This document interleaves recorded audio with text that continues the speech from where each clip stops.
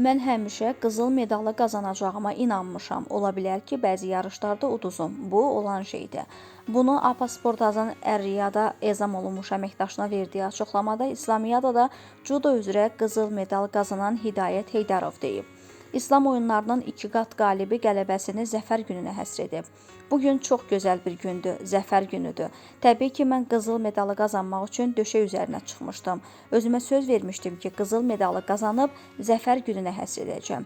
Gözəl hisslərdir. Həm bayramdır, həm də turnirdə ölkəmizə ilk qızıl medalı qazandırdım. 2 qat bayram oldu. O rəqibləri barədə bunları söyləyib. Hər rəqibə qarşı hazır çıxıram. Birinci və ikinci rəqiblərim zəif idmançılar olsa da, hər qarşılaşmaya final görüşü kimi yanaşıram.